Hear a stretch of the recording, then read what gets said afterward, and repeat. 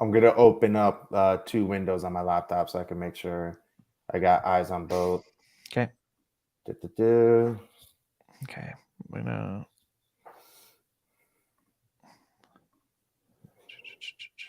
All right. Okay. Just let me know when it's going live. It's live right now. So if you It's want to live right. send it to, yeah. All right.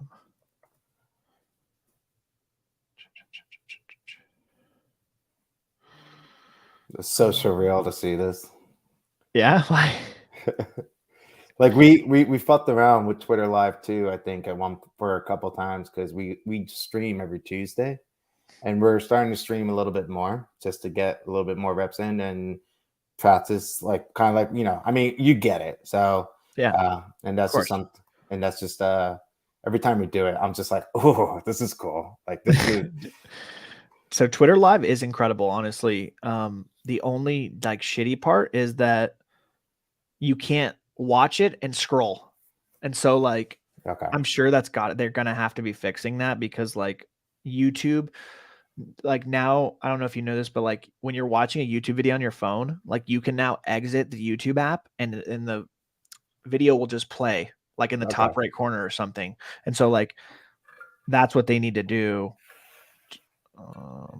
Yeah. for that because Unless they pull a Twitch and they're like, nah, you can't go anywhere else. I mean, yeah, that's kind of where they're at. So like, who knows with Elon, right? Like you can do anything, but yeah, we'll find. I mean, who fucking knows? We'll find out. But like, obviously, that's like the reason to grow your YouTube. That's the reason to grow your TikTok and your Instagram. So like, if Elon does some sideways stuff, like then you're fine.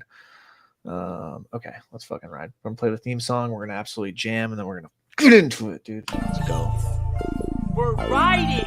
Hype happy hour, talking about life, so you might feel empowered. Hype happy hour, tornado on the mic with a guest giving power. Hype happy hour, tools interviews provide life tapping power.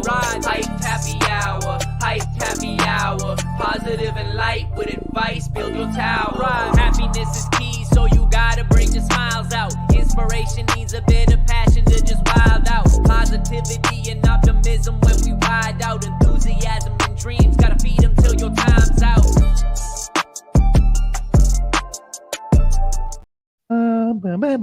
That song absolutely bangs. Hyped Happy Hour, episode 56. I am your host, Gentle Tornado, on this magical journey.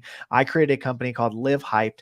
Hyped is an acronym that stands for happiness, inspiration, positivity, enthusiasm, and dreams. If you look at my logo, it is an H with a heartbeat in the middle because we never know how many heartbeats we have. So here at Hyped, we are motivated to make positivity louder. We are motivated to make every single moment count and keep pushing P, which is positivity, gratitude, inspiration, whatever, all that good stuff. Today on episode 56, I am joined by an absolute goat, humble, loud, amazing, hardworking dad, Sansa. How are you, my guy? I'm good, man. I'm good. I could not be any better than this week. We're going into Vegas. We're just peak hype right now. Like I've been waiting for this for like literally 8 weeks. I've been counting down the fucking weeks, man. So hyped. That's awesome. Yeah. That's awesome, dude. I'm excited. Coming to my stomping grounds. It's gonna be wild. It's gonna be a wild ride. I'm excited for you to come down. What are you grateful for today? That's how we start off the show. Is what are you grateful for today? Dude, I really try not to say it too much, but I'm just so fucking grateful for my daughter. Like I took a picture today. I posted it earlier, proof of plushie, and the way that she looked up at me while holding that Pudgy Penguin plushie, my heart melted. My heart melted. I can't think of anything but gratitude whenever I see that beautiful face every single time. Dude, that's so epic. She just turned 1, right? Yeah, she's a little over 1 now, and she's in the I'm learning how to run stage, and she's already done her I've fallen and I've gotten back up immediately, and now I'm running without falling. So you better catch me. Dude, that's so much fun. That's like a wish that most parents want. They want their kid to walk, but they don't realize that once they walk that they can run and that things get way more intense. And I can just tell you with having 3 boys, it's even more intense when you multiply it. So listen, Sansa, are you having more kids or what's going on? Oh, absolutely. We want one more, and Okay. then we're finishing it up. Doesn't matter whether it's a boy, girl, we don't care about that whole like we want it to be even. My wife grew up an only child, and she's always wanted to make she's always wanted she herself wishes she could have had a sibling growing up. So she wants to make sure that comes true for our daughter as well. And I grew up with 3 older sisters, so I'm on the other side. Like it's overrated. It's overrated. You don't need siblings, but I definitely can say at the very least one other sibling's nice for sure. Dude, 3 older sisters. 3 older sisters. I'm the only. My dad literally said, "We have a boy. We're done. Stop it. End it. Call it." No. I mean, honestly, I admire your father for going for a 4th just in case that was another girl. I mean, at that point, you've already had 3 girls, so he's probably like, what's a 4th girl? My wife wants a 4th kid, and I told her, I was like, don't mess around with God. Like, he'll give you another boy. I was like, I'm just saying, like, there's definitely a high chance there could be another boy, and I don't think you want 4 boys in this house. Like, that's a lot, man. Like, yeah. Anyways, let's get into it. I'm going to hear your origin story. I want you to give the audience, give us like a 5-minute or whatever of who you are, where you came from, like tell us about your childhood up to now. Like, how did you get here and, what you're doing? Yeah, no. It's going to be about 10 minutes. No, I'm just kidding. That's okay. I'm down. I'm joking. No, probably, I would start with saying that, like, I think this is something I've said very often, but not every single person knows is that I grew up with a hearing disability, right? And so and I went to speech therapy for 13 years, and actually I still didn't really complete it. The only reason they cut me off was because I was going to a high school that didn't support the speech therapy. And so I kind of got handed off like, good luck, kids. See you next time. And so there was a lot of bullying. There was a lot of on multiple fronts, hearing disability, fat kids, short kid, you name it, all everything and all of it. And I definitely went through the troubles as a teenager a little bit, to the point where my parents actually sent me off to military camp because they were just like, we don't know what to do with you. Just like go behave better somehow. I came back and it didn't work out the way they thought. I was like, I want to go to the military. Like, no, that is not what we wanted you. We wanted you to just learn your lesson and then just be better. And I was like, no, I want to go to the military. And then, the whole hearing disability thing was a little bit of an obstacle. So that got also retract. But yeah, so going just going into school in general, I was not a good student at all. I was a fucking terrible student. Like, just to give you an idea how terrible a student I was, I graduated with 2.7 GPA. Like, I barely fucking made it. Like, I was over the moon that it was over 2.5. I was like, please do not let me graduate with just 2.5. So there's that. But then I went and worked for the family business, as you know, right? And I worked there. I had already been working there every summer from 14 up until 21. Then when I graduated, I moved up to the office and worked different departments and whatnot. I did that for about 3-4 years, give or take. I actually quit on the year I got married, funny enough. Wow. So there was a little bit of nerve wrecking that year, but we made it through. We had a great wedding. Everyone was happy, all that stuff. What was the family business? Real estate development. Okay. Yeah. Okay. And you hated it. I fucking hated it. Yeah. I couldn't stand it. I just, like, growing up, my parents never even told me what it was. So like everyone would be like, "Oh my God, congrats, blah, blah, blah, business." I'm like, okay, sure, thanks, whatever. And then the moment I got old enough, it was like, okay, like, go do your thing. I'm like, what? I don't know anything. You never told me one thing about this fucking business. Well, how do you expect me to be excited about it? Yeah. It's not like I was like, I always wanted to be a construction. Like I don't know. So anyway, I I hated it. I just left. And then I just kind of it was tough because when you're growing up, when you're told like, oh, like you're just gonna go into the family business, you don't really have to learn anything. You're just go to family business, and you're just and you grow up with that kind of mentality. That kind of it's a little like it's a little different. Like then you go out into the real world, you're like, oh shit, like this is like oh shit, Yeah. So I just started off with what I thought I wanted to do, which was physical therapy. I ended up volunteering PTA.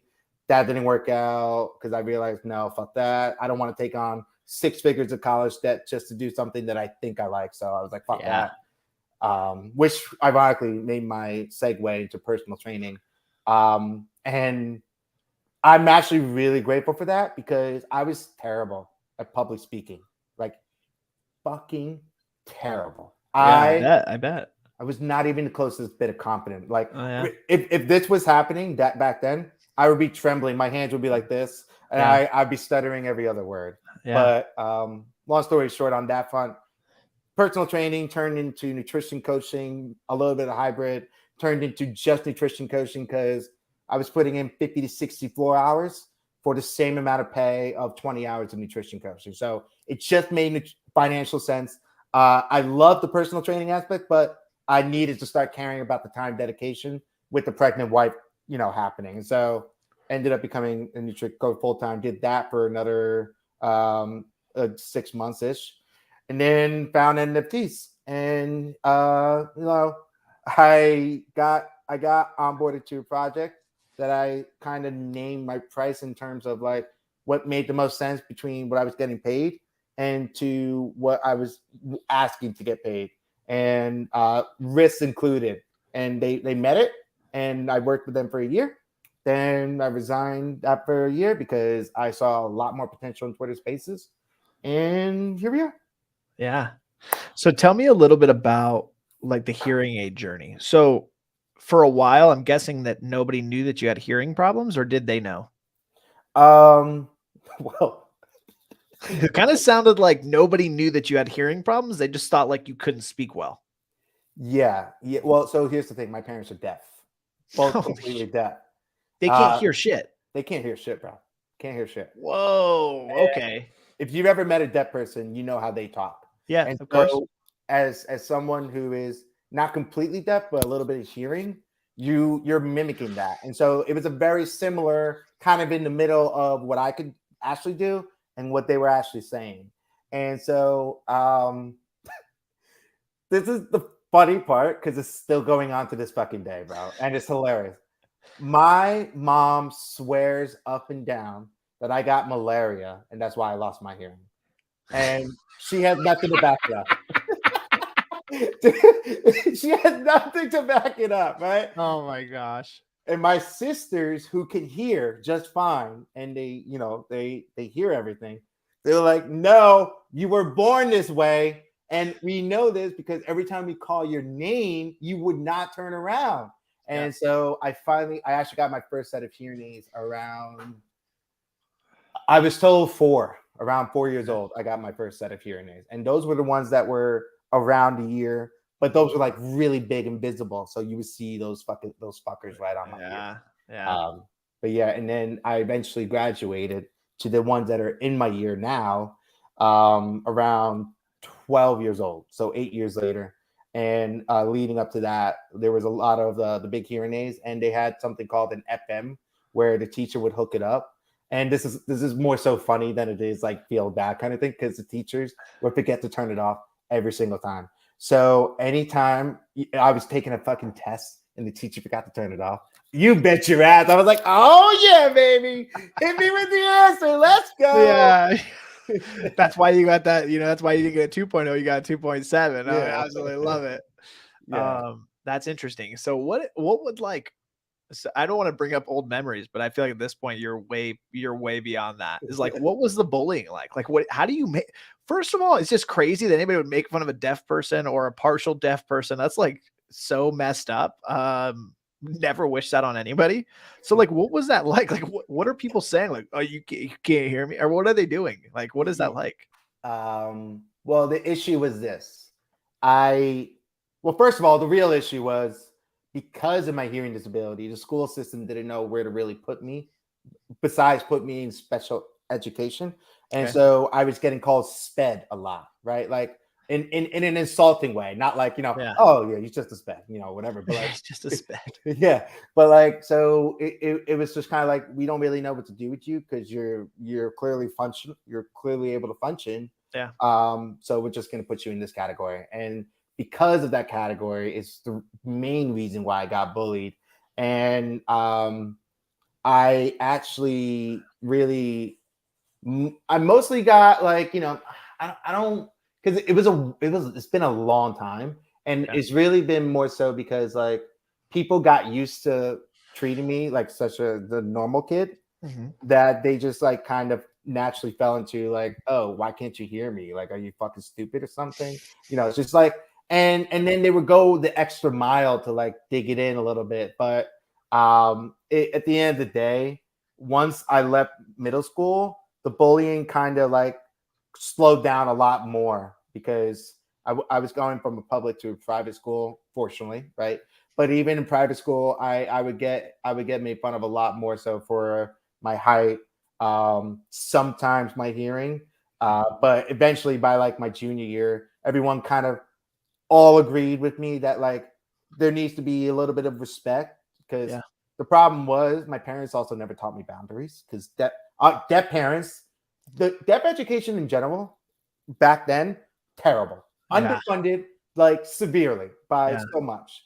And not to mention that my mom didn't really, she graduated high school. My dad barely got through middle school. And so he kind of like stopped a little bit there in the middle of high school. And so you have those kind of sets of parents, you're not really being taught any boundaries. So, I'm in high school and these people are bullying me, and I'm just like, all right, well, I don't know how else to take it. Like, this is what, Yeah. so it was just it's a lot of learning and trial and error of learning how to develop my own boundaries, trying to like communicate that. And there was a huge communication issue with me and other people just in general growing up.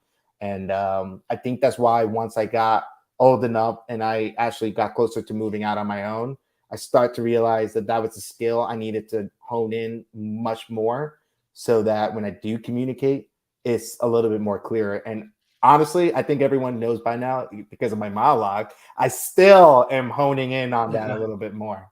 Yeah, I mean, it gives, you're giving people a lot of context, and hopefully like people listen, right? When you speak, and um because communication is everything. And Yeah. so the fact that you had to go through these trials and tribulations is testament to like now you're here, and now you have almost like a leg up because you've been through so many hardships with your communication and with the shit you've had to go through, where it's like now you are exceeding expectations when you're communicating. And obviously like yes, you do have long monologues, but like that'll just come right with more speaking. And you didn't get that,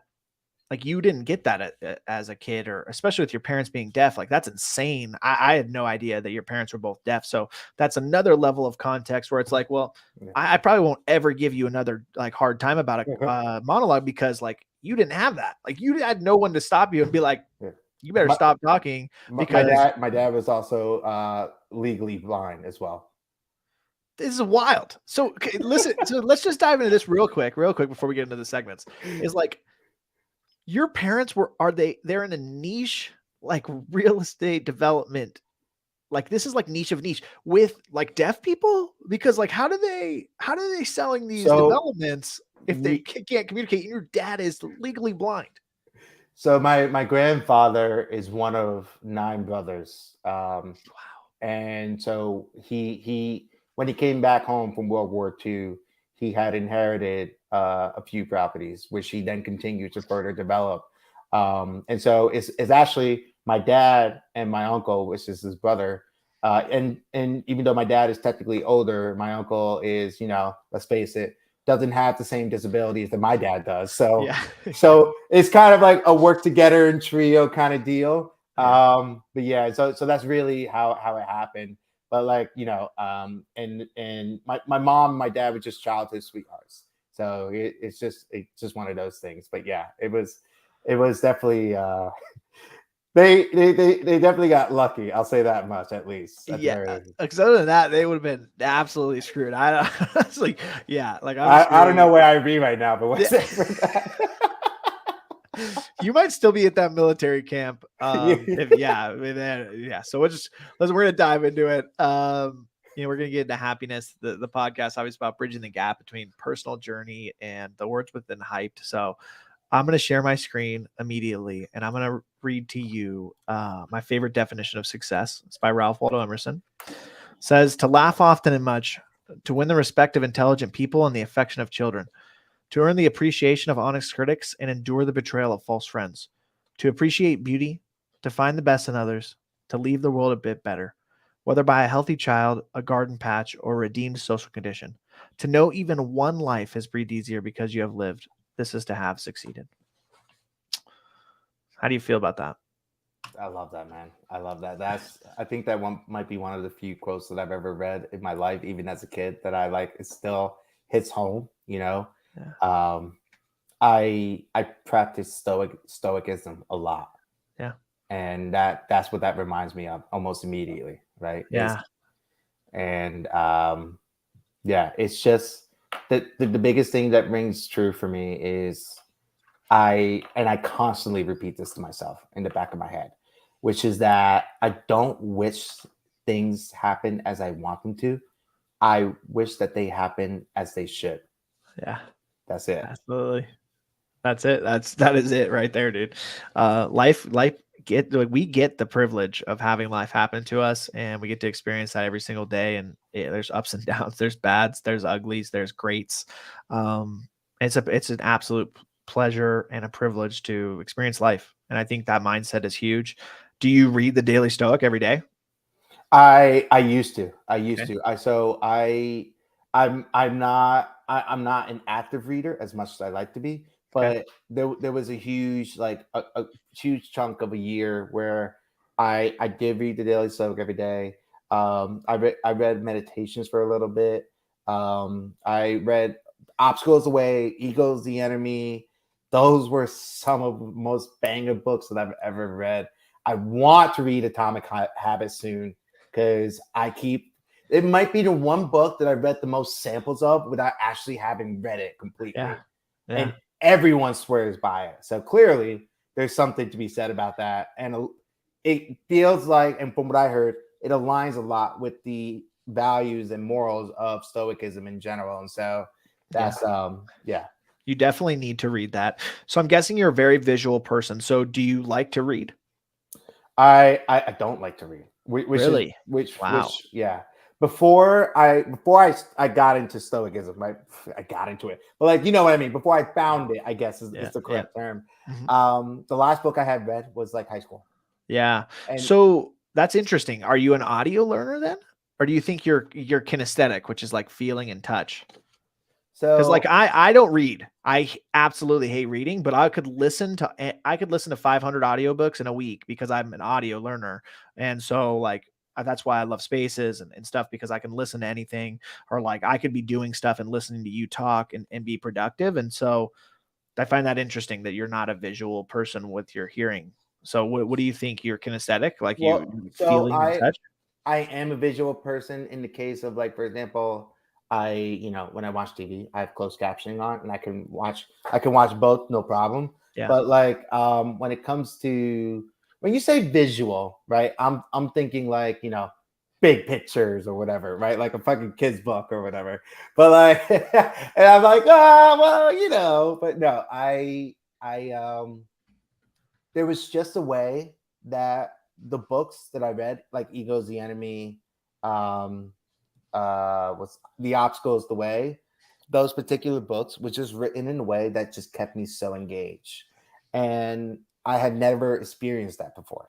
So for me personally, I just haven't really followed through completely more on that path, because reading those books was enough to kind of empower me in the sense of where I actually literally made a complete life pivot to understanding where I really want to go, right? That because at that moment, that's when I became a nutrition coach while being a personal trainer. because I was trying to tell myself, you're a personal trainer, you like this, like you can't do another career change. You're getting to 30, like you need to figure something out. Like, cause that was something that like I was groomed to believe was like, if I'm not doing something by 30, I'm fucking it up. And so when I had read those books, particularly, it had made a really big change for me already. So when I had made that change, I kind of like put any and all reading aside to chase that and make sure that I could keep that same mindset and really explore the path a little bit. So it's like, I'm like one of these people that like, I mean, everyone jokes about it all the time, right? ADHD. You could probably fucking build a bookshelf overnight, even though you never learned how to do construction before in your life. Like I'm that dramatic in the sense of like some nights I stay up and completely clean the house. And my wife wakes up and like, what the fuck did you just do? So like it's those kind of vibes. But lately it's been much more pushing towards the espresso shop and everything on the back end of that and developing that so that when I'm ready to release what I'm doing right now, hopefully in the next 3, 4, 5, 6 months even, then I can really do it with complete confidence. Basically, I'm taking what I've always wanted to see in a founder, right? And apply that to this. This is not an NFT collection or anything like that. It's just something that I really want to develop and I really want to see it through in the sense that I don't want any fucking distractions. And I'm just gonna I'm gonna be proud of it when I start talking about it, kind of deal. Okay. Yeah, I love it. I'm excited. Let's get into happiness. What is the happiest moment of your life? Easy. My daughter was born. Yeah. Did you cry? Oh, I couldn't talk. I couldn't talk for 30 minutes. Like, wow. They would ask me questions, and every time I tried to talk, I would choke up. Wow. Yeah. So tell me about that moment. I don't know how else to describe the moment besides it was literally when my paternal instinct kicked in. And the only reason why I noticed it was because I actually, and this is going to sound silly, I remember the feeling of when we got our first dog, which her name is Faye. And I remember the feeling of once we had her and she was in our car and we started driving away, I just had this like switch on me turn. I'm like, okay, like why do I all of a sudden want to protect this fucking thing with my whole life? And then that was amplified 100x when my daughter was born. And I was like, I would kill for you, like, and so I the best way that I can say it for anyone that goes through birth, I feel like it's just that's like when the paternal instinct literally turns on. Yeah, no, when you pick up your baby for the first time, you just look down and you're like, I got you, and that just gives you a whole nother level of motivation to. At any moment that you're struggling, be like, I literally have to put on for my city, for my kid. Like I have to do this for my kid. There's no other option. And that, yeah. So I love that you said that. How do you believe gratitude contributes to the pursuit of happiness? That's a good question. I think how does it contribute to the pursuit of happiness?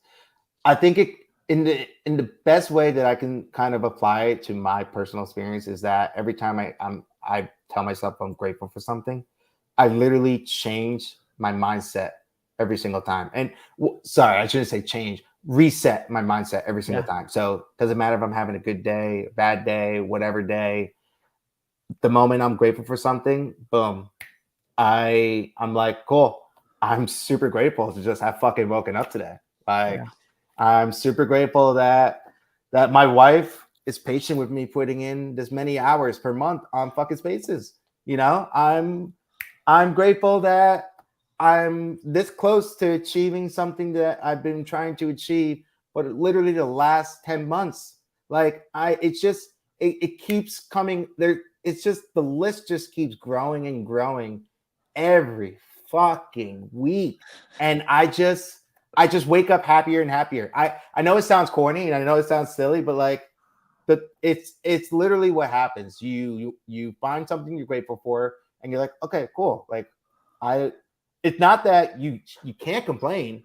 It's just that all of a sudden complaining about something just seems a little silly. It seems detrimental to whatever it is was you were doing before. So like just move on and keep pushing towards the bigger picture goal that you have. Like it's gratitude. Gratitude drives happiness. And the things that you said are all things that amplify your happiness or your mood by leaning back on gratitude.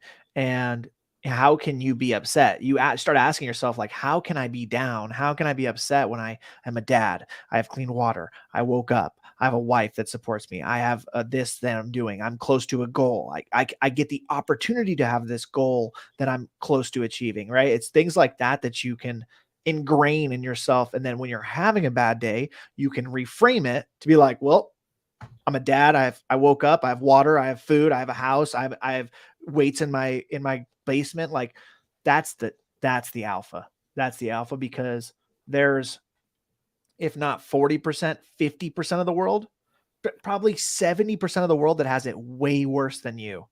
And so then you start being like, wow, like I'm grateful for like the ground level stuff, like food, water, hot water, stuff like that. And it's like, that just takes you to a whole new level where, you're just happy about everything because, it's like, I will say this.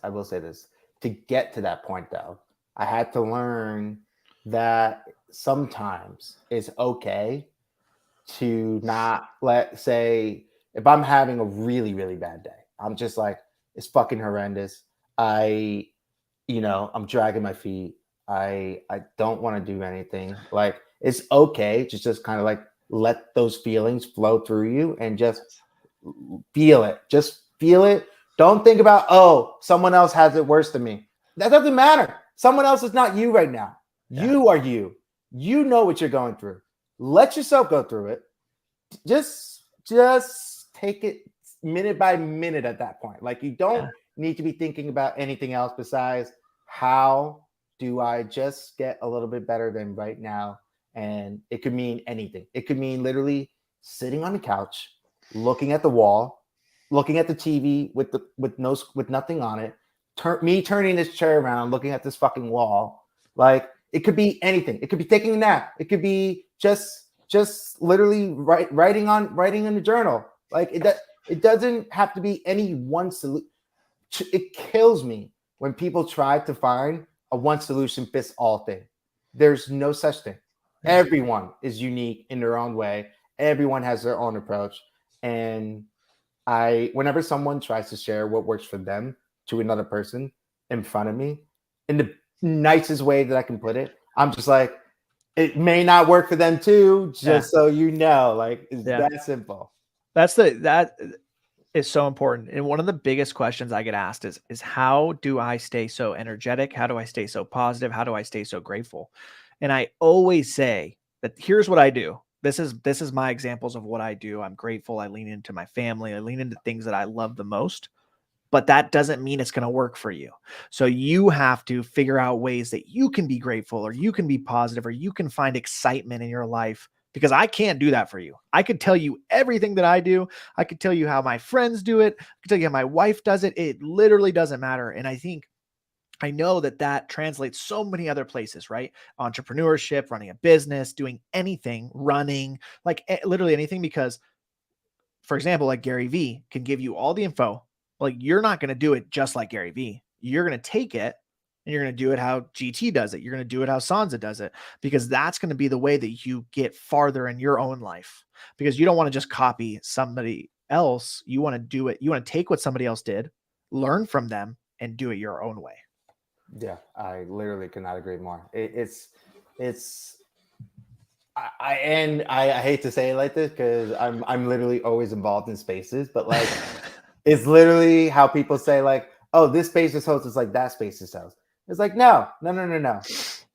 If you need to be inspired by anyone, take what they're doing and mix it with your style. If you like, if I like how you host, then I'm going to take something that you do that I really like, and I'm going to mix it in with my own style and make it like my own, right? It just hurts me whenever I see people like comparing one space's host to another, and I just feel for them, because I'm just like, well, they're trying, like, you Yeah. know, but anyway, I think that's also a really good way of putting what you said as well. Absolutely. I'm really excited to hear your take on this question because of what you do. So, how do you balance pursuing your own happiness with considering the happiness of others? I love this one. I really do. I really like this question. Um, and the best way that I can put it is that I literally treat everyone that I'm talking to, whether it's online, whether you're actually in front of me, whether I'm texting you, calling you, whatever, like you're literally standing right here in front of me. I would not say or do anything that I wouldn't do as if you were standing right in front of me. And that's how I balance it, because if you're in front of me and we're talking, we're having a chat, I'm already happy. But and at the same time, I'm making sure I'm respectful to you and any boundaries you want to set. And that's how I know you're happy, or at least I hope you're happy. Because and I'll check in with them. I'll check in with them to the point where they get fucking annoyed. You know what I'm saying? Like, hey, you good? All right, cool. Just check in. Like, you know, like, hey, you sure? Okay, cool, cool. I'd rather you get annoyed at me for asking than me not asking. You get like, you know. But yeah, that's kind of how I do it. I talk and I treat everyone in the way of like, well, what would I do if they were in front of me? And you know, if there's a certain scenario situation that arises, what would I do if they were in front of me? Like it just all boils down to that point. And yeah, that honestly, I think that's the best way I can put Yeah. it. Really. Like really living in the moment. I like that. I really enjoy that where you're really present because that is one of the most important things in life. And it's especially important being a husband and being a dad. And so I love that. How has your perspective on happiness changed over time in your life? Mm. I think as we grow, as we get older, as we age, we just naturally gravitate towards things that we just want to what's the word I'm looking for? When you're a kid, right? Anything makes you happy, right? Anything mom and dad does, you're happy, right? As you become a teenager, you're mostly what makes you happy is probably anything sports related. You get to go out over your friends and whatnot. And the way I see it is that as we get older, we just naturally gravitate towards what makes us better, right? Whether it's financially, whether it's mentally in general, physically, et cetera, like you know, professional athletes, uh, let's say a therapist, let's just say construction worker, whatever the case might be. I think it's natural that we have different phases in our lives coming up, and it's just something that is inevitable to us. We're gonna constantly develop into different people, and it's just not. I'm trying to make sure I say this part right. It's not feasible to think we're gonna be the exact same coming up. You're gonna go through shit. You're not gonna go through a bunch of bullying and come out the same person you did before, right? You're gonna come out stronger. You're gonna come out stronger mentally and physically for it, but you're also gonna have a different mindset going forward, right? Okay, well, I can't trust everyone now, right? Yeah. Can't trust everyone, but I can figure out what I want and what kind of people I want so that I can start trusting again. Yes, 100%. And that happens all throughout life, right? It evolves, right? Because you have experiences, you have different life changing experiences, you just have day-to-day experiences, things that shape you to be who you are. And there's no way that my happiness when I was 7 is gonna be the same as when I'm 29 years old, right? Like I had one of the most amazing experiences I've ever had in my entire life this last weekend. I was up in the mountains with my family, and it happened to be somewhere I grew up going to, somewhere my wife had grown up going to. And, you know, when I was a kid, I wanted to be a dad. I wanted to be a husband. That was like such a goal for me. And for her, her dream was to bring her kids up to where, you know, Duck Creek, where she went the whole summer. And, you know, for the first time, my oldest son was able to ride a quad because he's 4 now. And the excitement that he had on that thing, I can't even replicate it. I don't know. I'll never forget it. He did not know how to brake. So he would drive and then he would just jump off. He would just get off of it. Well, he's going slow at the very end of when he was going, and he would start jumping up and down. That's how excited he was. And my wife that night was like, this is dream come true for me. And so the fact, then it's like then everything hits you, right? You're like, holy shit, like this was a dream for me. This was a dream for my wife. We somehow got married, somehow brought our kids up here. Somehow now my son is riding a quad, loving his life. It's like, that is a dream come true that was achieved.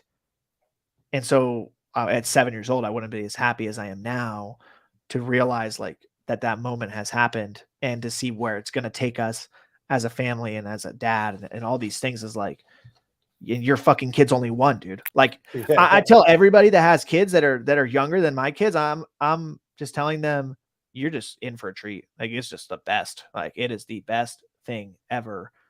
And my kid's only 4. My oldest kid's only 4. I can't even wait till he's 10. Like, I don't know what the fuck we're going to do. Like, it's going to be sick. I can tell you that though. Yeah. So, I remember seeing something, and I forget where I saw it. It was obviously on social media, but it was something along the lines of like, you only have 12 summers, or like a more realistic number of like, you know, before your kid starts wanting to like go out with his friends or whatever. Yeah. And so it's like, really, like, you think you have 18 to 20 plus summers, but you really only have like 15 or 14, and one just happened. Like, are you like, don't sleep on this. This is something that isn't, you know.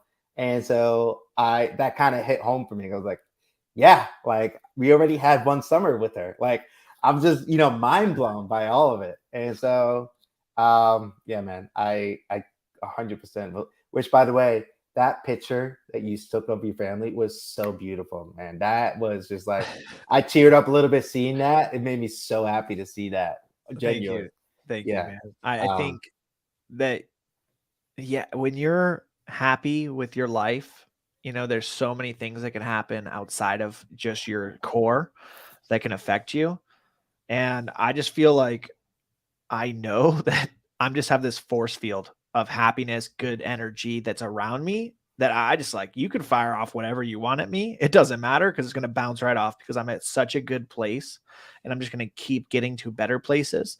And of course, there's going to be trials and tribulations, but yeah, man, I appreciate that a lot. Yeah. It was incredible. I mean, So, and not to like kind of like derail the conversation a little bit, but I do remember this really just popped up in my head as we were talking about kind of like taking it back a little bit to what pivoted my life a lot. And I actually died at 15. I was declared clinically dead at 15 years old from drinking too much alcohol. What? I was declared clinically dead. I had black liquor coming out of my nose. It was a fucking experience. I will say that much. I mean, how do you not touch on that? You have to tell the story now. This is insane.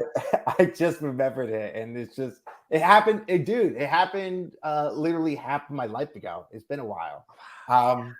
But I was actually no, more than that.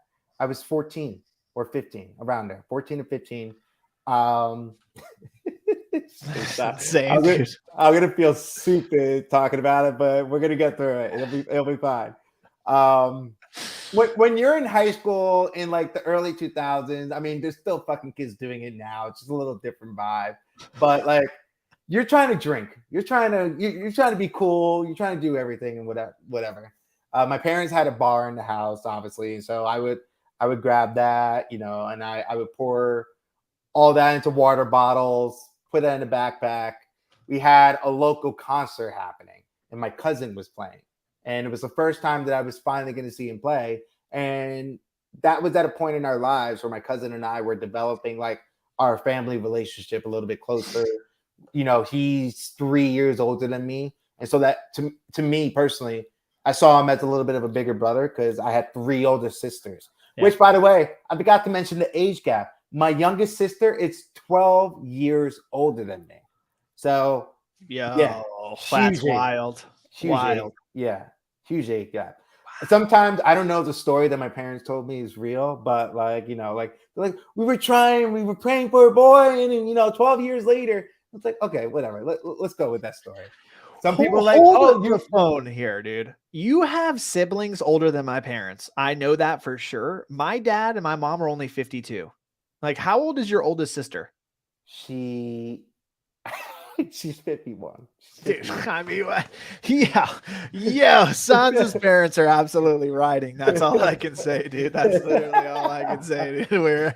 Oh man. Okay, sorry. Continue with your almost dead or your dead story. Yeah. So me and a couple other friends, we were gonna go see this concert, and so I was really excited to go see my cousin. It was just a little bit of a habit and a ritual to like, get drinks, bring it with you, go drink.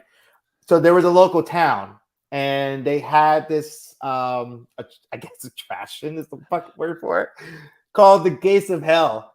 And what it really was, it was just an opening in a sewer that you could sit without getting dirty, and like, secretly drink and then walk out as if you weren't doing anything. Bro, I'm not joking. There were 40 other bottles from other people still full, leaving it there like it's their fucking house. It was insane. The first time I've ever been there. But anyway, long story short, I drank a lot. I drank like a whole bottle of raspberry Bacardi and 2 water bottles. Get you ready for this? You're not gonna be ready for this. A black Sambuca. Oh, Now, for anyone that doesn't know what Sambuca is, it tastes like absolute shit. I'm probably biased. I'm probably biased because I haven't touched it since, but it is disgusting. And I was just like, I can't waste this. This is straight from the bar. I can't bring this back home. My dad's gonna kill me. I gotta finish it. So I have to do 2 water bottles because one of my friends pussied out. They pussied out. I'm the one that was smart. Yeah, he was really smart that day. Yeah. But anyway, you chose to see God that day. I sure did. So I went back for the Bacardi raspberry, drank it, and then next thing I remember, I just kept going back, right? And then I blacked out. Apparently, what happened after that was I crawled out and I laid down, like literally like, fucking dead body type laid down. Now look, I want to pause here for a second.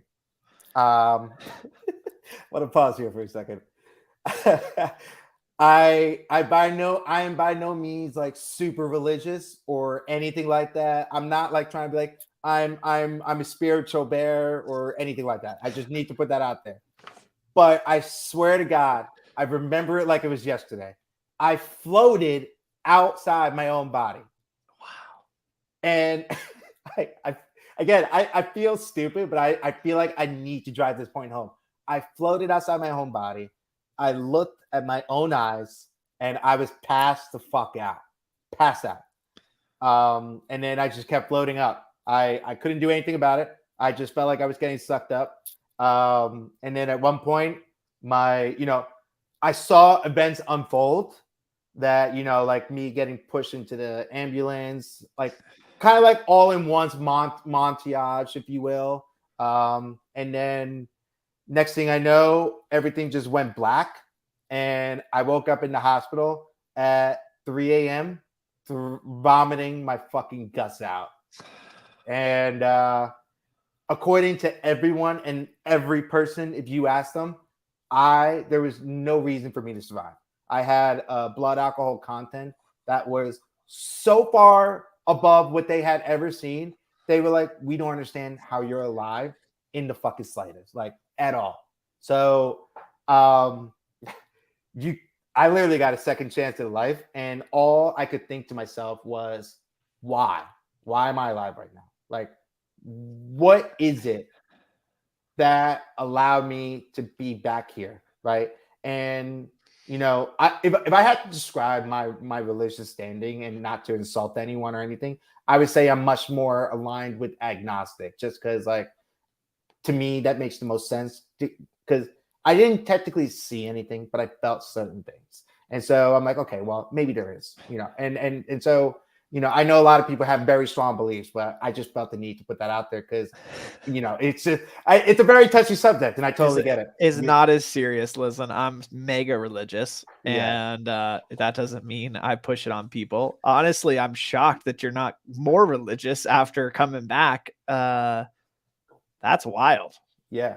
Well, That's I mean, wild. it definitely made me believe in a higher power in general, right? Like, and that's what made me religious in the first place. And so, like, so basically, before that, I was completely atheist at that point, Yeah.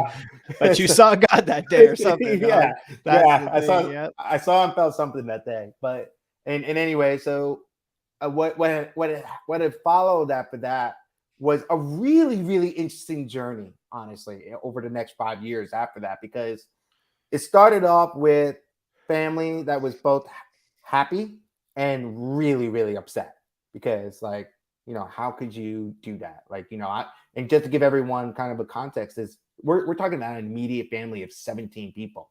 So I have 17 people coming at me pretty hard right after this. And then that was actually the summer. My parents sent me to military camp. Like immediately, they just genuinely were like, "We love you. We're not sure how to process this. Like, just go away for a summer." And I was like, "Okay," and I went away. And that's what initially got me kind of fit because I had been a fat kid leading up to that point. And after that, it taught me a little bit more about training and fitness and whatnot. But besides that point, when I had gotten to college, what was really interesting is I still had suicidal tendencies despite knowing what I had gone through. Like, Yeah. and now, I just described the story as if it was yesterday. I'm 33 and that was 16, 17 years ago. Like, I mean, it's clearly very vivid in my mind, but yet I still have those suicidal tendencies. But the good news is what that experience had brought me was self-awareness. And what I mean by that is I was self-aware enough to know, why am I having these suicidal tendencies? This is not normal. And like, I should be happy to be alive. I should be grateful to be alive. Like, I literally should be dead right now. Literally. And so, I had known well enough to be able to seek out a therapist and start there. And Yeah. that's when I started therapy at 19, all the way up until I got married. And now I'm back in therapy more for maintenance because I realized it's necessary. Yeah. And so it's let me tell you, it's been a fucking hell of a journey from that point. And to drive the point even further, GT, that was kind of a similar impact that Stoicism had on me. So when I had gone through that little chunk of a period of reading those books, understanding what Stoicism really is for me personally, that was another shift. That was another, kind of new lease on life, if you will. Yeah. That's wild. And you almost have an advantage from almost dying, I would say, to be honest. And, yeah, that's crazy, man. And I love that you are going to therapy. I think therapy is absolutely incredible. I know it's incredible.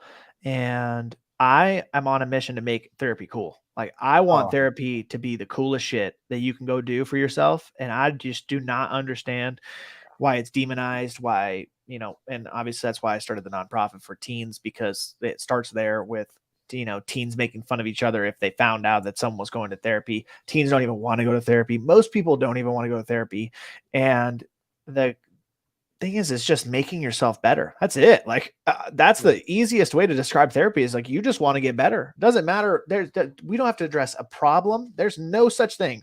When you describe therapy, it's that you want to get better as a human, or if couple therapy, you just want to get your marriage better. There's so many different ways to look at it. And I want to make that like a forefront of things. And I've had conversations with some therapy companies, like some online therapy companies, because I really want to drive that home. So I definitely love that you shared that. This is going to be a fun question because of what you just shared, but or maybe not. But what is one lesson in your life that you've had to learn the hard way? I mean, honestly, I didn't want to ask it because I'm like, maybe don't drink too much. Yeah, but there's got to be another one that's a lesson. Yeah, no. Sorry, it just made me laugh a little bit. Like, well, I learned not to take life for granted. That's for sure. Not to go to the gates of hell. That's a Yeah. bigger, yeah. Yeah, they compensated everything once I pretty much ruined I ruined the party for everyone. You were that kid. You were that kid. Yeah, man. Everyone remembered me pretty well after that. That's awesome. But yeah, I would have to say that what's one thing I had to learn the hard way. I would say that, kind of circling back to our earlier conversation, which was really learning how to develop boundaries. And I speak that as someone who grew up with deaf parents that didn't understand how to teach boundaries. And so that was a really big challenge. And also kind of tag on to that, being truly self-sufficient. And what I mean by that is I have been pretty codependent a lot. Like I was almost jumping from relationship to relationship and just kind of depending on each significant other after another. And one of the biggest reasons why I married my wife is because she literally taught me how, like, what my boundaries are, not just hers or ours. What are your boundaries? And, what do you really want out of this? And it's just, I had never been challenged like that before. And I was just like, I gotta marry you. I can't let you go. I'm sorry. Like, you're stuck with me forever, like that. So I to sum it up a little bit, I would definitely say it's learning how to develop boundaries and being self-sufficient for sure. I love it. I think, that's a very pivotal part of life. And I love that your wife helped you with that. Is there a particular quote or mantra that you live by that that has inspired you? Or, I know you talked about the Daily Stoic, but do you have one or two that like you live by every single day? I literally repeat almost daily in my head. I kind of already said it earlier, GT, but the one quote that I literally live by is that I will never wish that things happen as I want them to. I will wish that they happen as they should. And I'm going to work my ass off either way. Yeah. I love it.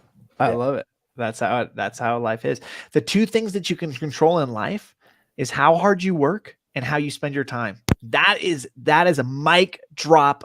Two things. That's what you get to control in life. How you spend your time and how hard you work. Boom. Bottom line. Everything else, nope. Like you don't listen. My son shits on the ground. I don't control that. Listen, I told him you need to go in the toilet, dude. And like sometimes he's gonna shit on the ground. And like, listen, I'm gonna coach him up a little bit so he doesn't shit on the ground again. But shit happens. So anyway, I love that answer.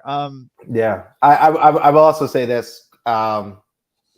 Not being a good student really made me shit the bed for most of my life. But like once I really found what I actually enjoyed doing, because the reality was I told you, family business, hated it. Did that for 3 to 4 years after college. And after going through schooling that just did not hit home for me, like you're talking about years of doing shit you hate. And so you don't know what it's like to do something you really like. Once I actually found that, it was so easy to work hard. If you know what I mean? Like it feels weird to say that because they're like, oh, well, if you really like what you're doing, you never have to work a day in your life. It's like, yes, but if we're looking how everyone perceives it, you're working your ass off. But maybe you don't feel that way, but you're pushing it. Yeah, no, absolutely. I completely agree. I took like a completely different approach where I worked mega hard for my family business, for my dad's business. And so what that did was instill like a different level of work ethic to where, I mean, I've always had a good work ethic, but now it's like, I get to do what I want and it's different, like exactly what you said. And so it's cool that you said that point because I took a different approach. You took a different approach, but on the same, not path, but our own paths to where now we get to do what we love or chase our passions and the level of work ethic is different. More, it's so many different things. So yeah, no, I absolutely love that. Yeah, but we're riding. How do you balance seeking inspiration from others, but also staying true to your own unique voice or vision? That's a loaded question. Um, how do I balance seeking inspiration from others while also maintaining my own unique voice in the process? I like that. I like that question a lot. That's a good question. All right. Well, I would have to say is this. I approach things in a way where there's a lesson to be learned from every single person. Some lessons might repeat themselves, and that's okay. Some lessons are worth repeating. Um, that's how I would say that I seek inspiration from others more so. Um, while maintaining my own voice in the process, I've said it before. I'm unapologetically myself. Like you will, GC. I think you kind of realize that by now. Like the way we're talking on camera, the way I talk on Spaces, you've seen me in person, is all the same person. There's no shifter personalities. There's no, someone said my Spaces voice, but that's probably because like I'm either tired from Spaces voices wise. But like, other than that, same exact person. So I think it's just more of like, when am I not myself? And so I just kind of mix that in with every time I have a conversation with someone. What can I learn from this person? What are they saying that I can take something away from? What, is there something that they know that I may not know? And how do I discuss that with them in a way that I can learn from them, but that they also can take away from the conversation? And sometimes I don't always succeed at them taking away from the conversation, but then at the very least, I tell them that I'm grateful for them for the time and for teaching me and educating me on really that lesson or anything at that point. But I would say that's how I do that. No, I love it. I agree completely with you. And, we kind of touched on it earlier about, getting inspiration from people, but also taking it and doing it yourself. And so it's so important when you're going through life. Okay. Positivity. You already know me. Make positivity louder. I'm on an absolute mission. Positivity will change your life. It's truly proven how much positivity will change your life by so many different studies, but also just by doing it and preaching it and living it in your life. Are there any specific practices that you have in your life that helps you be more positive? I would say that I don't know if I have any specific practices, if I'm being honest, but I would definitely say that just in general, like I almost died, so for me, I'm just like, I just stay positive because I'm like, I'm here, I'm alive. And like, I'm taking the phrase, I'm happy I woke up today, to a whole nother meaning. Yeah. But yeah, I honestly genuinely just have that mantra that I told you about earlier that I just kind of repeat in the back of my head. And I just always keep in mind that if I'm functioning and I'm okay and there's nothing particularly dead wrong, then I care about other people more and helping them in the best way that I can, because the reality is I'm gonna be okay. And I already have the tools and resources that I use to bring myself back to earth, right? I go to therapy every Friday. I talk with my wife in a very deep way every other night if I really need to. If she has the patience and the tolerance for me to do that with her. But it's just, I have very specific things in place that when I do them, it's a little bit of a reset either way, and it brings me back to kind of like just the overall positive place that I have. And I also stay extremely realistic with myself. And what I mean by that is I've been around a lot of people who have told me to just, for lack of a better way to say it, shove down your feelings and don't worry about it and you'll be happy. And having been through that and knowing that that's not the answer, I can freely and happily not shove those feelings down, let myself go through the process, and just realize that I'm going to come out more positive for it at the end of the day. Whether it may not be the same positive as yours or someone else that's on the other side of the screen, but for me, I'm better than I was before, and no one else is suffering the repercussions. And so I definitely have not caught myself on some days where I know I've done too much screen time, and I'll put my phone down. So like, it's a lot of different approaches, and I know it's kind of, I do have ADHD at the end of the day, but it's just kind of like I have a lot of trigger cues that helps me kind of take a step back and be like, well, hold the fuck up.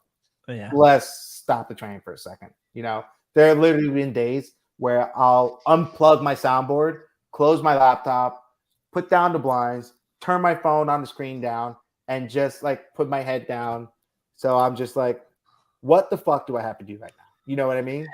And so that really, I have no shame.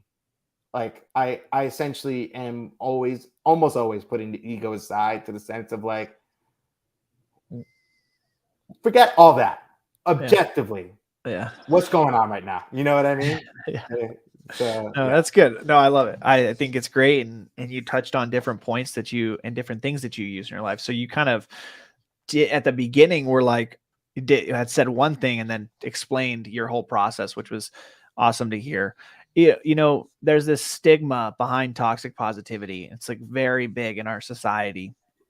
And I just think it's a myth that someone made up, because, the Lasada ratio is one example that shows that it takes 3 positive emotions to kill a negative emotion. So that shows how important positivity is, not only in our world, but especially in places like our news, headlines, politics, anywhere where negativity is winning. And that's why it's so hard to crush negativity, because positivity is not as amplified.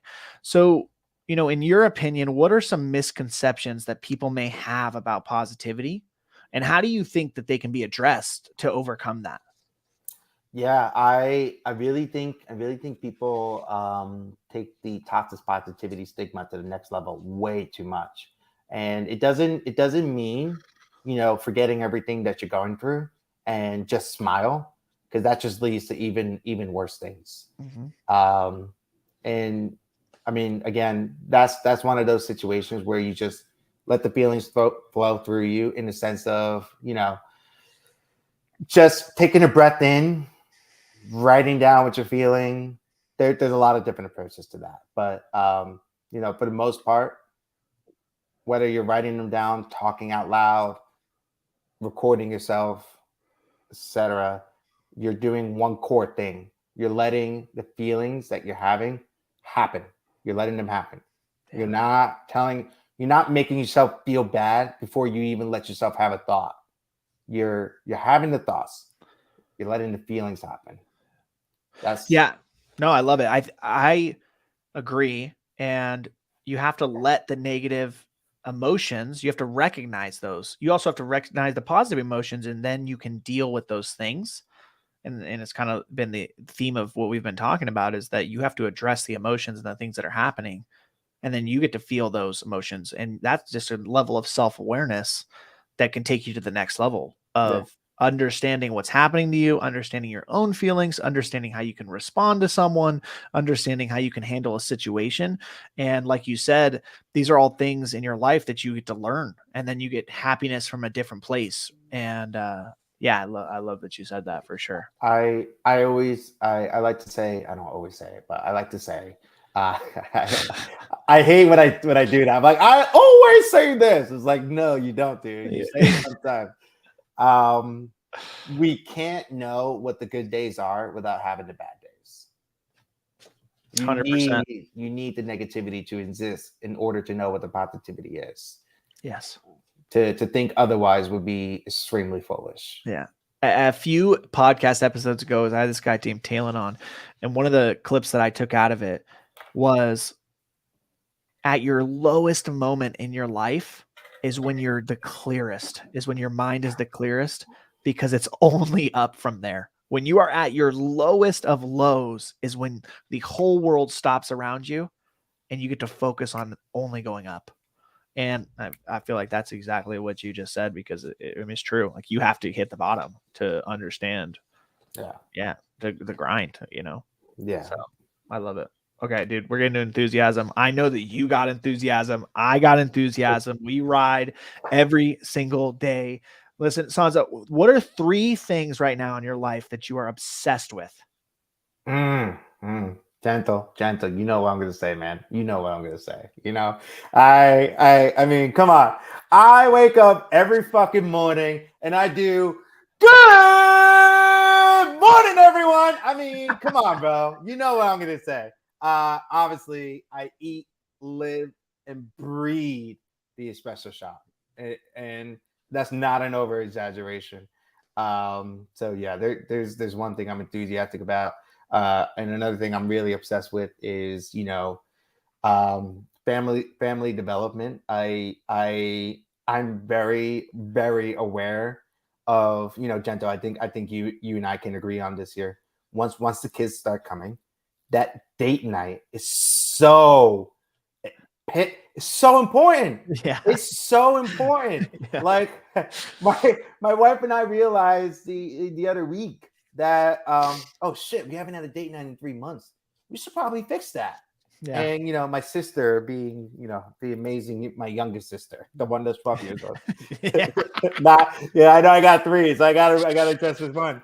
She's the godmother as well. She was like, go on a date night. I got them for tomorrow if you need to go. And be like, cool. And it was just that quick.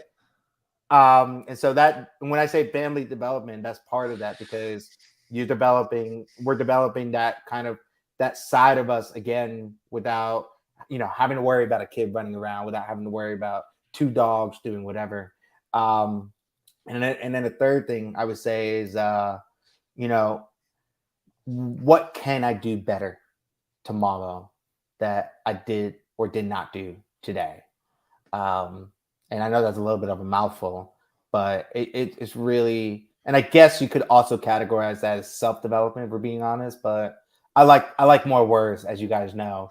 But those have been the 3 really important things to me, because and I'll back up and say, with the espresso shot, I'm obsessed with making it into a real business, a company. And I literally, I'm on 2 to 3 team calls every other day to kind of make sure everyone's staying in touch in some way.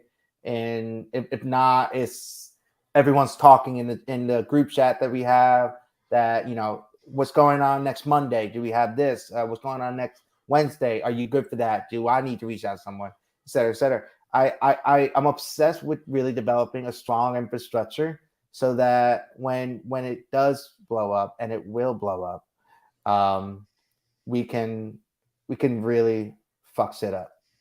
And I mean that in the best way possible. So yeah, special shot, family development, and self-development. I love it. What are some hobbies that just get you jacked up? Give me a few hobbies that just like fire you up, that you just love to do. It might be something that you don't do regularly, right? Like, I love playing video games. It's not something I do ever, but I fucking love it. Like, that'll get me pumped. Yeah. This is gonna sound really fucking stupid, but I just TV, man. I just love to watch TV. And I'll dive in just a little bit more on that. I love to watch it, go on Reddit, read all the reviews of it, and dive into why was the plot not as good as people would have liked? Why didn't the plot go this way? Why didn't it go that way? And then I'll text my friends that also watch it, and we'll have, like, it's almost like book club, but with fucking anime or movies or whatever. And so I would say that that's the closest thing I have to a hobby, because I have a terrible way of taking things that I really, really like and turning them into jobs in some way, shape, and form. Okay. I need your number one TV show, and I need your number one movie right now. Ooh, Because I get so many people on this on the pod that don't watch a lot of TV or movies, and I'm fucking mind blown. So I love also TV and movies. But I don't watch them anymore. But give me your number one TV show and your number one movie. Okay, I'll go with what I like right now, because I mean, Gento, I'm an anime guy. You know me. Okay. So number one TV show, Demon Slayer, 100%. Okay.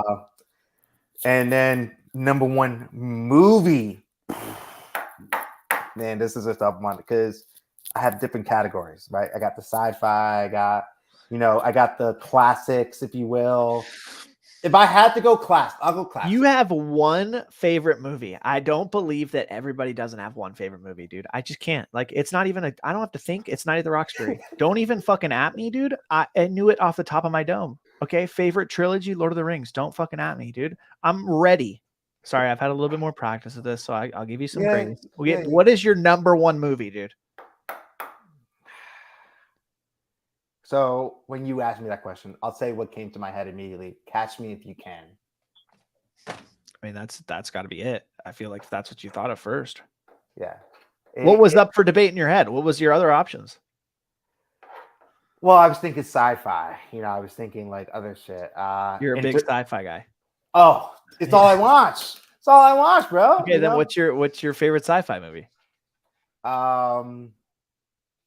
It's a close one between the original Guardians of the Galaxy and Interstellar. Oh wow, yeah, Interstellar is an absolute mindfuck. Guardians, I actually just watched Guardians of the Galaxy. Well, no, I've seen it before, but I just watched it with my kids, which was like maybe a little bit too old for that. They don't fucking know what's going on, but they're super into like Spider-Man and Iron Man and Captain America right now. They dress up every single day. Which is incredible. So we've watched the Avengers and stuff, and that's been cool. They don't really understand Guardians of the Galaxy. And then honestly, I'm super glad I talked to a few people about Guardians of the Galaxy 3 because they said do not take your kids, which I don't know if they'd have any fucking idea what was going on, to be honest. But anyways. So. At least you didn't take your kids to see fucking what's that movie called? Sausage Party or whatever. One with Seth Rogen. Yeah, absolutely not. I honestly, like, I want to take him to, it's so funny. This is actually no substance to Hyped Happy Hour, but I love this. So yeah. So I used to go to me and my dad would go to the movies every single weekend in the summer. Like we would go almost every week during the whole year. We loved the movies. It was like one thing we did together. Always we would go to the movies. And I used to, back in the day, like when I was a teenager, have very high expectations for movies.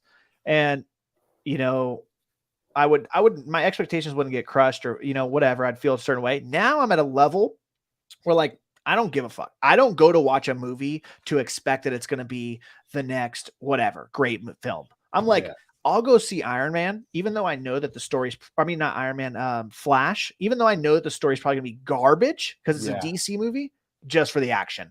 And it's like, dude, I'll just go and I'll have a good time. I'll have popcorn. I'll have a soda. I'll just, that's my eating bad for the week. Enjoy some fucking nice action. I don't care what the story is, my guy. And honestly, it's leveled me up as far as happiness when I go see movies, because a lot of the movies aren't that good these days. But it's like, dude, you're telling me you don't. This is the thing. Like, if I could convince my son to go see Transformers with me, like, you're telling me, I know it's probably not gonna be that good, but I want to see some shit fly around, blow some stuff up, and look over to see my son eating 45 gummy lifesavers, because that's all he came for. I live for that moment, to be honest. That's it. So yeah, no, I like that. That's pretty funny, actually, that you say it like that, because I'll do that too for certain movies. Flash being one of them, because I am a huge Flashpoint fan of that particular story. Yeah, it's fucking amazing. And so, but yeah, dude, the DC. So this is the kind of shit. This is the kind of shit. I'm like, DC.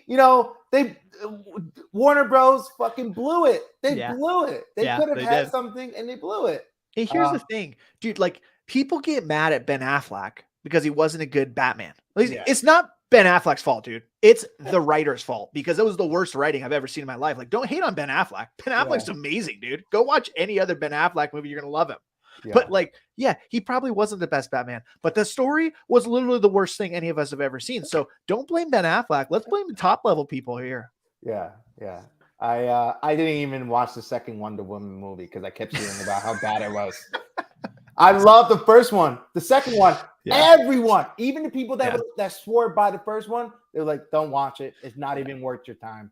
And so did you watch the this is so bad that we're ranting on this, but did you watch the extended cut of the Justice League? Like the Zack Snyder, like I don't even remember how many hours it was. That was good. I liked that. Did you like it? I had to take an intermission in the middle of the break. Yeah, of course. But yeah, I loved it. It was so much better. I might actually have to watch it again just to remember, because it was I just remember watching it and being like, why the fuck did they cut this? Like, why? Or here's another one, dude. Like on the new Flash, right? I'm so excited to go because like Michael Keaton comes back as Batman, dude. Like if you didn't like Michael Keaton as a Batman, like I don't honestly like. That's what I'm going for. I'm going to see an old, fucking 70-year-old Michael Keaton break some people's faces. Like, dude, I don't even need the Flash. Just do Batman with him, and we're absolutely riding. Yeah, he was actually one of my first Batman that I came across growing up, and I was really a big fan of his. Oh, and one more thing. I thought of a non-anime TV show. That's my favorite. That's good. Black Mirror. Black Mirror. So I've never seen that, but that's hot right now, right? Yeah, it's hot right now. But I also really enjoy how, I don't know if you remember American Horror Story when it first came out, GT, but they were one of the first shows to do mini series, which is that they would do whole seasons that were completely different from each other. So the first whole season was its own, and then the second season was a completely different plot, completely different cast, all that. And that's cool. I really liked how they did that. But Black Mirror does that with each episode. So there's no shit. Yeah. So if you watch so you can really watch any episode and not be missing anything. Wow, that's cool. That is really cool. Okay, back to enthusiasm. Last question. Like, listen, we got one life. That's the bottom line. That's what I preach. That's what I want everybody to feel. You know that because you died. So now you have fucking 2 lives. I don't know how you did it, but how do you leverage? This is something that I love, because the reason I think I know that I'm going to be, big time as far as positivity and stuff is because of my energy that I was gifted with. And when I am around people, that elevates people, similar to your energy, right? Because you're so yourself, you elevate people. So how do you leverage that to motivate or inspire others in your life? Man, repeat the question one more time. I want to make sure. Okay, so I kind of paraphrased it. I kind of paraphrased it, but how do you leverage your enthusiasm to motivate and inspire others in your life, personal or professional? Okay. I really try to draw out the same process that I went through with other people in whether they're feeling stuck, whether they're feeling down, whether they're asking me about something, whether they want to know about something, or whether they're just trying to, kind of figure something out. I spent a lot of my life, and I know I jokingly kind of put that gift earlier, GT, on your faces. Like, I like to thank me for everything. I like to thank me for all the hard work. I'm kind of half kidding. And what I mean by that is, I put a lot of different people on a lot of pedestals, and it's caused nothing but letdowns. And so it really taught me that I need to either step up myself, not for the sake of being that person for others, but step up myself to kind of be the person that I kept seeking out. And so that sounds super corny, but like, I think that is a really important lesson. Like, I told myself for long, I never want to be an entrepreneur. I absolutely hate the idea of being an entrepreneur. I want to go to work, collect my paycheck, feel good about my job, go home to my family, come back the next day, rinse and repeat. That's what I told myself for a while. And now here we are. I'm trying to be a leader in a shorter way, because I really believe in the philosophy of, I'm not a boss. I'm a leader. Yeah. And so, I'm gonna be down in the trenches with you. I'm not gonna be sitting up in my, suite being like, yeah, do that. So I think that answers the question. I had to think about that. I'm not gonna lie to you. No, I like it because they always say don't meet your heroes, which is actually true. And so I love that you say ground level, right? You stay ground level, and I think it's like another level of humility, right? Is you bring people down that are maybe successful or whatever you look up to them is, you bring them down to ground level because like we're all humans, right? We're all on the same level. I'm not better than anybody else. I'm not better than you. You're not better than me, and we can all be kind to each other. And so, no, I absolutely love that answer. And this one may be hard for you. I don't think so, honestly, because it's never. Everybody's done good with it, to be honest. Every single person has crushed this, and there's a one question. Dreams is a one question. And it's, what is the dream that you have for your life? I'm going to read you my dream. And then I want you to, off the heart, just tell me what your dream you have for your life is. So I'm Gentle Tornado. I am an honest, enthusiastic, and successful man that will inspire others to live their life through happiness. Okay. And what is your dream that you have for your life? All right.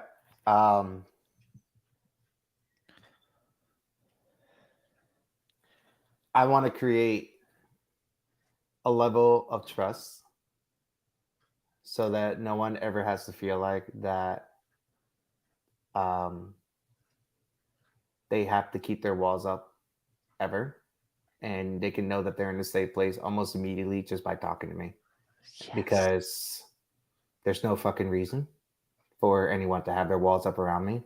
And I will do every fucking thing in my control that I can do to make it that way. That's awesome. I love it. I absolutely love it. Okay. I'm going to share my screen. I'm going to read you my favorite poem. It means absolutely everything to me, and it's definitely going to hit you hard.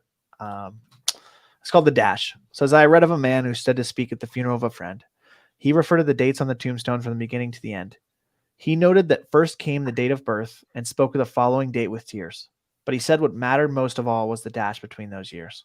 For that dash represents all the time that they spent alive on earth, and now only those who love them know what that little line is worth. For it matters not how much we own, the cars, the house, the cash. What matters is how we live and love and how we spend our dash. So think about this long and hard. Are there things you'd like to change? For you never know how much time is left that can still be rearranged. If we could just slow down enough to consider what's true and real and always try to understand the way other people feel, and be less quick to anger and show appreciation more, and love the people in our lives like we've never loved before. If we treat each other with respect and more often wear a smile, remembering that this special dash might only last a little while. So when your eulogy is being read with your life's actions to rehash, would you be proud of the things they say about how you spent your dash? What a fucking banger. Oh my God. That one hits. That one hits hard. Yeah. How do you feel? I got a little bit of goosebumps from that. I'm not gonna lie. I think you can also tell by my voice change. Yeah. I mean, it's what we do, with our dash. And that's it. Like every single day is an opportunity, and that's it, man. We leave a legacy and do our best. I almost had a dash myself just half a life ago. So it's crazy, man. You get that opportunity. All right, look, listen, here's how we end it. You get to leave the audience with one final question and one final statement. So the statement could be literally anything you want, and then the question is also anything you want. Okay. Now this is a question towards you, I'm assuming? No. Okay. To the audience. For the audience. Both of these are for the audience. Okay. All right.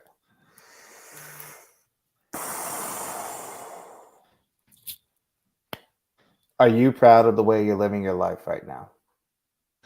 All right. Let's go. I love it. Okay. What's your final statement?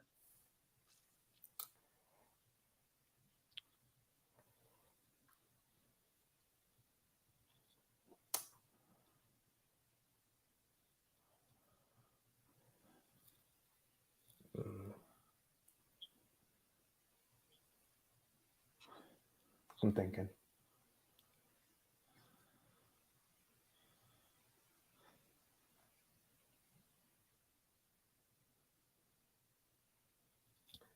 Anytime you start talking to anyone else, I want you to look at them, talk to them, and treat them exactly as you would a loved one or as if they're standing right in front of you. Because the reality is, everyone deserves that, including yourself. Simple as that. We're fucking riding, dude. Oh man. Oh, that fired me up. Listen, this has been Hyped Happy Hour, episode 56 with my man Sansa. Absolute pleasure. Thank you so much for coming on. We're gonna be riding in 3 days, 2 days, 3 days. I don't know. It's all blurred to 2 me. days. Yeah. 2 Can't days. stop, won't stop, dude. I appreciate you coming on. Listen, if anybody's watching, do me a favor, subscribe to the channel. Just help me spread positivity. Help me spread these amazing people's stories on the podcast. I appreciate you. We'll see you next time. Peace.